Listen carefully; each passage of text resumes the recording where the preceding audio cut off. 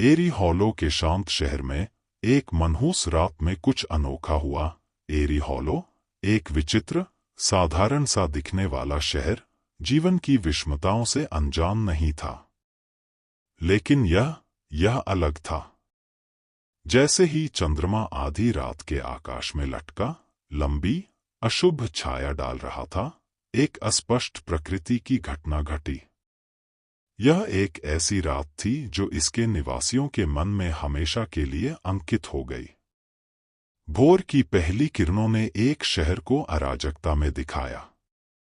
एरी hollow का एक भी कोना नहीं बचा। निवासी जाग गए और पाया कि उनके घर उल्टे हो गए थे, मानो किसी अदृश्य हाथ से हिल गए हों। फर्नीचर, जो कभी करीने से व्यवस्थित था, अब बेतरतीब बिखरा हुआ था। तस्वीरें, जो कभी गर्व से प्रदर्शित की जाती थीं, अब उल्टी लटकी हुई हैं। उनके परिचित चेहरे एक भयावह अपरिचितता के साथ पीछे की ओर देख रहे हैं। और फिर वहां सन्नाटा था। एक भयानक सन्नाटा जिसने पूरे शहर को निगल लिया था। सुबह की सामान्य हलचल की जगह एक बेचैन कर देने वाली शांति ने ले ली। न पक्षियों की चहचहाहट, न बच्चों का खेलना, यहाँ तक कि हवा की फुसफुसाहट भी नहीं। ऐसा लग रहा था जैसे समय अपने आप में भयानक खोखलेपन में रुक गया है और अपने पीछे एक ठंडी शांति छोड़ गया है। जैसे ही शहरवासी बाहर निकले, भ्रम और भय की फुसफुसाहट का आदान प्रदान किया, उन्होंने कुछ और देखा। अराजकता सिर्फ उनके घरों तक ही सीमित नहीं थी। पूरा शहर अस्त-व्यस्त था। स्थानीय भोजनालय, शहर का पुस्तकालय, यहाँ तक कि शहर के किनारे स्थित पुराना चर्च, सभी पर उस अप्रत्याशित घटना के संकेत थे।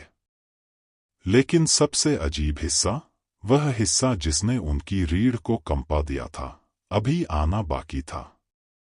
अव्यवस्था के बीच एक नोट मिला। ऐसी भाषा में लिखा गया नोट जिसे कोई नहीं समझ सकता। इसके पात्र अजीब थे, इसका संदेश दुर्बोध। ऐसा लग रहा था कि इसमें कोई रहस्य है, शायद उस रहस्यमय घटना का एक सुराग, जिसने उनके जीवन को उलट-पुलट कर दिया था।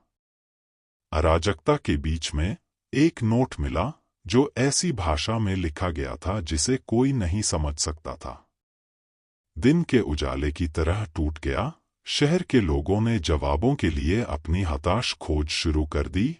सुबह एक सामूहिक संकल्प के साथ हुई, पिछली रात की घटनाओं के कफन के नीचे छिपी सच्चाई को उजागर करने का एक साझा दृढ़ संकल्प।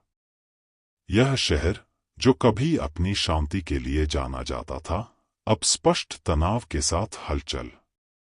स्थानीय कानून प्रवर्तन ने अथक प्रयास किया, घटना के अवशेषों की जांच की, ऐसे किसी भी संकेत की तलाश की जो उन्हें स्पष्टीकरण की दिशा में इंगित कर सके। उन्होंने कोई कसर नहीं छोड़ी। उनके चेहरे पर उनके कार्य की गंभीरता झलक रही थी। लेकिन जैसे जैसे घंटे बीतते गए, उनके प्रयासों से धूल और गतिरोध के अलावा कुछ भी हासिल नहीं हुआ। रास्ता ठंडा था, सुराग मिलना दुर्लभ था। अराजकता में किसी भी तरह का कारण खोजने का उनका संघर्ष एक कठिन काम साबित हो रहा था। और यह सिर्फ कानून प्रवर्तन ही नहीं था जो अज्ञात के डर से जूझ रहा था। शहरवासी भी बढ़ते भ्रम और घबराहट की चपेट में आ गए। घटना की फुसफुसाहट हवाओं में फैल गई। जिसने भी उन्हें सुना उनकी हड्डियां ठंडी हो गईं। बच्चे अपने माता पिता के करीब सिमट गए। उनकी चौड़ी आंखों में हर घर में व्याप्त भय झलक रहा था। बुजुर्ग, जो आमतौर पर ज्ञान और आश्वासन के वाहक होते हैं, अवाक रह गए। उनके वर्षों का अनुभव ऐसी अप्रत्याशित घटना के सामने कम पड़ गया। स्थानीय भोजनालय, जो कभी हंसी मजाक और सौहार्द का केंद्र था, अब शांत चर्चाओं और साझा चिंताओं के लिए एक मिलन स्थल के रूप में कार्य करता है। आमतौर पर जीवंत शहर का चौराहा तेज कदमों, असहज नजरों और अनुत्तरित प्रश्नों की डरावनी गूंज से भरा हुआ था। सूरज की तरह शहर पर लंबी छाया पड़ने लगी। लोगों की उत्तर पाने की उम्मीदें दिन के उजाले के साथ धूमिल होती दिख रही थी। उनकी दिन भर की खोज उन्हें हलकों में ले गई थी, जहां से उन्होंने शुरू किया था अनिश्चितता की ठंडी, निर्दयी पकड़। रहस्य बना रहा, रात के आकाश की तरह घना और अभेद्य। अपने सर्वोत्तम प्रयासों के बावजूद वे सच्चाई के करीब नहीं थे। फिर भी जैसे ही दिन समाप्त हुआ, वे सच्चाई के करीब नहीं थे। शहर एक बार फिर अंधेरे में रह गया था। शाम की खामोशी उस अशुभ अनुस्मारक द्वारा विरामित थी। वे अभी भी अंधेरे में थे, शाब्दिक और आलंकारिक रूप से। रात एक बार फिर एरी हॉलो पर गिर गई, अपने साथ एक अप्रत्याशित आगंतुक लेकर आई। जैसे ही शहर पर अंधेरा छा गया, एक अनोखी घटना सामने आने लगी। एरी हॉलो के निवासियों के लिए असामान्य एक आकृति छाया से साकार हुई। यह न तो मनुष्य था और न ही जानवर, बल्कि बीच में कुछ था, एक छाया चित्र जो मंद स्ट्रीट लाइट्स में नृत्य कर रहा था, एक पहेली जो प्रकृति के नियमों को चुनौती देती थी। यह वर्णक्रमीय आगंतुक रात के घूंघट में मन द्वारा रचा गया मात्र भ्रम नहीं था। इसे मुट्ठी भर निवासियों ने देखा, जो इतने दुर्भाग्यशाली थे कि इसकी उपस्थिति में थे। भय से विस्फारित उनकी आंखें आकाश से प्रकट हुए इस प्रेत पर टिकी हुई थी। डर की अत्यधिक भावना से लकवाग्रस्त होकर वे हिलने डुलने में असमर्थ थे, चिल्लाने में असमर्थ थे, मानो उस आकृति के दर्शन ने ही उनकी आवाजें चुरा ली हों और उनके पैर जमीन पर टिका दिए हों। यह आकृति इस दुनिया की नहीं थी। इसका रूप उतार चढ़ाव वाला था और ऐसे हिल रहा है मानो वह रात के ही ताने बाने से बुना गया हो। वह अंधेरे में लिपटा हुआ था, उसकी आंखें अंधेरे में अंगारे की तरह चमक रही थी। इसकी उपस्थिति एक ठंडी हवा थी जो शहर में बहती थी, एक शांत फुसफुसाहट थी जो सन्नाटे में गूंजती थी, एक कंपी थी जो एरी हॉलो की रीढ़ तक रेंगती थी। जैसे ही यह सामने आया, आकृति गायब हो गई, जहां से वापस छाया में पिघल गई यह आया। यह एक प्रेत था, धुएं का एक टुकड़ा जो रात में फैल गया और अपने पीछे एक भयानक सन्नाटा छोड़ गया जो किसी भी चीख से भी अधिक तीव्र था। लेकिन यह वह सन्नाटा नहीं था जिसने शहर की रीढ़ को हिलाकर रख दिया। यह गायब होना नहीं था जिसने सीने में दिल की धड़कन बढ़ा दी। यह वह संदेश था जो आकृति अपने पीछे छोड़ गई थी। एक भयावह उद्घोषणा जो खाली सड़कों पर गूंजती थी, जो खामोश घरों में गूंजती थी, जो एक डरावनी धुन की तरह हवा में गूंजती थी। शब्द बोले नहीं गए थे, लेकिन उन्हें महसूस किया गया था, एक सिहरन पैदा करने वाली अनुभूति जिसने हर निवासी के दिल को जकड़ लिया था। इसके मद्देनजर आकृति ने एक सिहरन पैदा करने वाला संदेश छोड़ा, हिसाब आप पर है। पहले, जैसा कि उन्होंने चेतावनी को समझने की कोशिश की थी, समुदाय की रीढ़ की हड्डी में बेचैनी की सिहरन दौड़ गई। एक समय का खुशमिजाज और जीवंत शहर अब एक भयानक सन्नाटे में डूबा हुआ था। हंसी मजाक और बातचीत की जगह फुसफुसाती अटकलों और दबी हुई अफवाहों ने ले ली थी। बढ़ता हुआ डर उतना ही स्पष्ट था जितना कि भारी, पूर्वसूचक हवा जो शहर पर छाई हुई थी। वह शांत स्वरों में होने वाली शांत बातचीत में, खाने की मेज पर चिंतित नजरों में, उन बच्चों के कसकर पकड़े हुए हाथों में जो समझने में बहुत छोटे थे लेकिन तनाव को महसूस करने के लिए पर्याप्त बूढ़े थे। हर चरमराहट में दरवाजे की आवाज, पत्तों की हर सरसराहट, रात के अंधेरे में फैली हर परछाई धड़कनों को तेज करने और दिलों की धड़कनें बढ़ाने के लिए काफी थी। नींद एक दूर की याद बनकर रह गई थी क्योंकि निवासी करवटें बदल रहे थे। उनके सपने उस आतंक से संक्रमित थे जो उनके जागने के घंटों को जकड़ लिया। और इस बढ़ती दहशत के बीच अफवाहें तेजी से फैल गईं, जंगल की आग की तरह फैल गईं। हर एक पिछले से भी अधिक भयानक थी। भूतों की फुसफुसाहट, शापित भूमि, प्रतिशोध की मांग करने वाली प्राचीन शिकायतों की फुसफुसाहट संकीर्ण गलियों से होकर शहर के माहौल में फैल गई।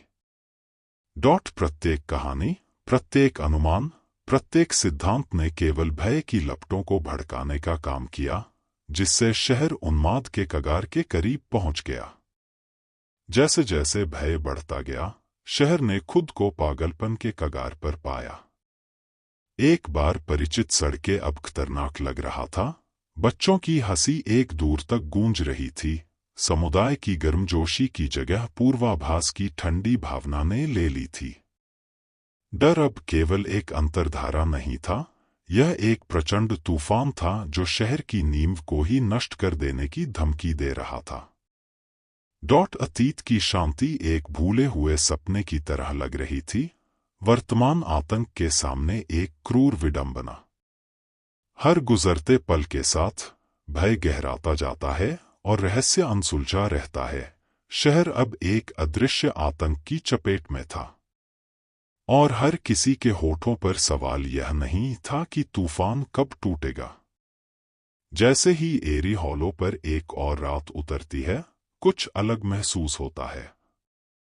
झिंगुरों की सामान्य बकबक और एक अकेले उल्लू की दूर से आने वाली आवाज की जगह एक बेचैन कर देने वाली शांति ने ले ली है। हवा तनाव से घनी है, टूटने के किनारे पर तनी हुई डोरी की तरह। चांद, जो आमतौर पर काली रात में शहर का एकांत प्रकाश स्तंभ होता है, बादलों के एक अशुभ बैंक के पीछे छिप जाता है, जिससे शहर पर एक भयानक निराशा छा जाती है। किसी अज्ञात स्थान के मध्य में बसे इस छोटे से शहर की शांति अचानक एक झटके से नष्ट हो जाती है। ब्लैकआउट। रोशनी एक दो बार टिमटिमाती है और फिर एरी हॉलो को अंधेरे की खाई में डुबा देती है। ऐसा लगता है कि स्याह काली रात ने पूरे शहर को निगल लिया है और एक परेशान करने वाले खालीपन के अलावा कुछ भी नहीं छोड़ रही है। सन्नाटा दमनकारी है, एक जीवित इकाई है जो शहर के निवासियों की गर्दन को नीचे गिराती हुई प्रतीत होती है। ऐसा लगता है मानो शहर खुद अपनी सांसें रोक रहा है, इंतजार कर रहा है, देख रहा है। पूर्वाभास की भावना एक स्पष्ट इकाई है जो हर घर, हर दिल में रेंग रही है। और फिर कहीं से एक खून जमा देने वाली चीख सन्नाटे को चीर देती है। यह खाली सड़कों से होकर सुनसान घरों की दीवारों से उछलकर गूंजता है। यह चीख शुद्ध आतंक की है, ऐसी कि जो हड्डियों को ठंडा कर दे और खून को जमा दे। यह हवा में गूंजती है, उस डर की याद दिलाती है जो अब एरी हॉलो को जकड़ रहा है। चीख हवा में लटकी हुई लगती है, आतंक की एक ठंडी सिम्फनी जो उसके चले जाने के बाद भी लंबे समय तक गूंजती रहती है। इसके बाद जो सन्नाटा आता है वह एकदम विपरीत है, एक गगनभेदी शांति जो एरी हॉलो के निवासियों को उनके सीने में दिल की धड़कन के साथ छोड़ देती है। रात के रात्रिचर प्राणी, प्रकट होने वाली भयावहता के मूक गवाह, ध्वनि पर पीछे हटने लगते हैं। इसके बाद जो शांति आती है वह इतनी गहन, इतनी संपूर्ण है, इसे लगभग शांति समझने की भूल की जा सकती है। लेकिन एरी हॉलो के निवासी बेहतर जानते हैं, यह शांति नहीं है। यह तूफान से पहले की शांति है। जैसे जैसे चीख की गूंज कम होती जाती है, शहर स्तब्ध कर देने वाली खामोशी में डूब जाता है। अगला दिन एरी हॉलो के लिए क्या लेकर आएगा?